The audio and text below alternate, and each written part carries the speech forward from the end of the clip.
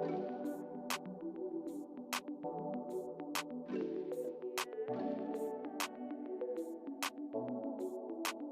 uni. I'm gonna come with the flow, just to seize my goals, yeah. I give you all I got, never locked in my vibes. Hello, ladies and gentlemen. How are we doing? I am fine, living life one day at a time because life is very unpredictable and you just never know when it's going to hit you with the good, the bad, or the ugly. So while we await any of those three, we should do the things we love. And one of the things I love still is writing stories and reading them out to you. So yay! Welcome to episode 8 of Life Law. I am your beautiful host, Debbie Doisi Ajom. As usual, I am going to read to you another story from Campus Life Chaos. And you're going to love it, because I know it. I just know you're going to love it. So do not forget that all my stories are works of fiction. Names, characters, places, and incidents are products of my imagination and are used fictitiously, so any resemblance to actual persons, living or dead, is entirely coincidental. For episode 8, the title of our story is Ashawo. I give you all I got, never locked in my vibes, no. Go down, low. You had been told a story similar to the one unfolding before your eyes, about a girl who had fought a hall administrator. You had blamed the students and the staff, but now you seem skeptical about that decision. The hall administrator had gone into the girl's room during the daily hostel inspection and found her only in her underwear.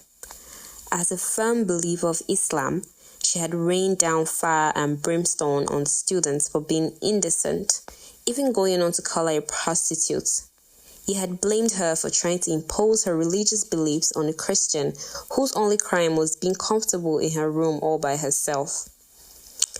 The student, who was respectful enough to explain to the hall admin that the weather was hot, there wasn't power, and since she was alone in the room, she hadn't seen the need to wear several layers of clothes, lost all sense of reasoning when the word prostitute was fired at her.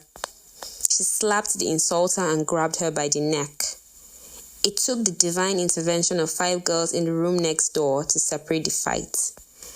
As expected, you had blamed her for picking a fight with an elderly woman. Now, as you stand staring blankly at the security officer who stopped you while on your way out for class, you take back your blame on that female student whose story you've heard a number of times. Maybe she was right to beat the hell out of that hall admin. Maybe the woman did deserve that thrashing, because it looks like someone will receive another thrashing if care is not taken. You look at your outfit again. You're wearing skinny jeans and a turtleneck t-shirt that hugs your body. There is nothing indecent about your outfit. You've spent 5 years already in this school for a 4-year course, so yes, you are very aware of the school dress codes. So what exactly is this woman trying to say? Just look at the way she's dressed, and she's looking at me like I'm the one who didn't receive home training. Now my head no correct now. The security officer says to her colleagues who are all nodding like a gamma lizard. Ma, what exactly is wrong with my outfit? You can't help but ask. She regards you up and down hatefully in reply and switches to Hausa with her colleagues. A girl passes wearing the same outfit as you, but in different colors, and you point to her. Is she not wearing the same clothes as me? Why didn't you stop her? The security officer slams her palm on her rickety wooden table and some girls behind you shriek in fear and shock. Are you the one to tell me how to do my job? She asks rhetorically and you shake your head impatiently. You're running late for class already and this woman doesn't seem to care. Look at the girl and look at yourself. Tell me what you see. You obey because you're sure you won't see any difference. But you do. The girl doesn't have an hourglass figure like you. But so what? You wonder. Do you have to constrain yourself to certain wears because you have a perfect body? Because of this school? In your final year? The security clicks her tongue when she sees that you have understood her message and reason for stopping you. She exchanges more words in Hausa with her colleagues, and you just stand there, perplexed. This has never happened to you all your days in this school. So why now? Waiting they happen for you. A male security officer joins the women at their post. See waiting this one where say she dey go class. See as he hold her body, the officer explains. The male security chuckles. Nah, fine girl now, with fine body. She looks okay. Why won't they keep her? All the women start rebuking him at once at the top of their lungs. Now it all makes sense to you. The women are just jealous of your figure. They're jealous that they looked nothing like you in their youth, or will they in their old age. You come to this conclusion because the man didn't look at you flirtatiously. Neither was his judgment from a biased perspective. Your knight in shining uniform retreats in surrender, and the women face you again. All of them. The voices come at you from all directions. Shamelessly indecent. You don't know it's your parents, especially your mother, that you're disgracing. The way you dress is the way you'll be addressed. Keep seducing your lecturers. One day, you go chop better beating. Stupid girl. Husband snatcher. Boyfriend snatcher. Ashawo. And just like that student in the story, you snap.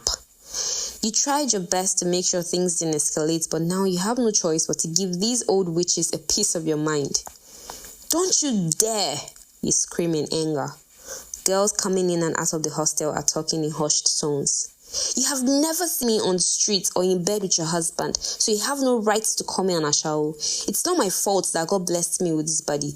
I don't and won't become a tomboy because of you jealous and insecure old women.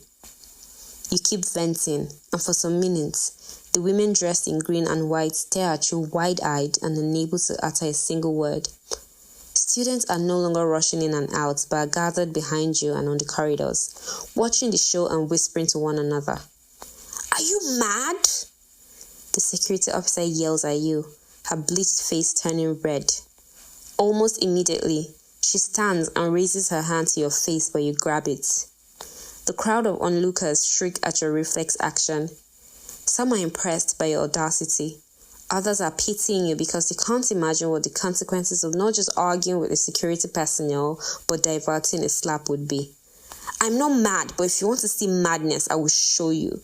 You say to this woman, whom you consider to be the mad one. She and turns to her colleagues for backup. Una dey see this Ashawo ba?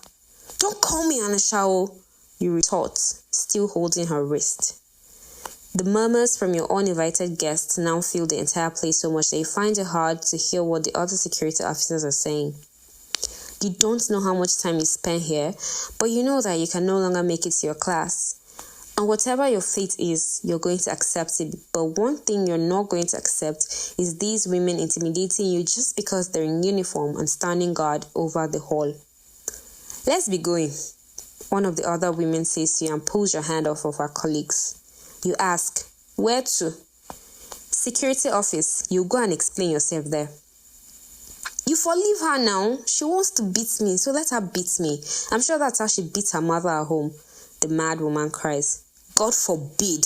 My mother is nothing like you. You hiss and receive applause from your audience. As if the other security officers' blindfolds had been removed, they now notice the students hanging around watching the drama and start shooing them away. Girls run off in all directions, giggling. You start walking towards the road that leads to the security headquarters. Someone shoves you forward, but you don't need to look back to know who the mad woman is. Please, don't push me. I can walk by myself. You warn her through your teeth. You dey craze, Ashawo. You make a fist in your hands, trying hard to constrain your rage. You look at the road. There's a lot of traffic, automobiles and humans, and you have about 1 kilometer or so before getting to your destination. That makes it almost impossible for you to ignore the pain in your back. Move, Ashawo. The woman shoves you again. You swear that if she touches you one more time or calls you an Ashawo again, you're going to replicate what your colleague once did. You're going to sleep in that cell today. You go learn your lesson the hard way. Ashawo. You drop your tote bag and slam your hands on her chest. She screams as her big body falls on the concrete floor and you climb her in a flash, legs astride. This is what happens when old people don't respect their old age. They get beaten and disrespected by young people.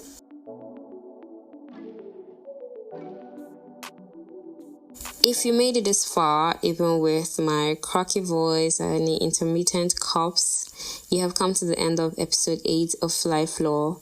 If you enjoyed this story, please kindly leave a review and partake in the poll. Don't forget to rate the podcast as well. Better ratings mean that more people get to see the podcast and listen to it.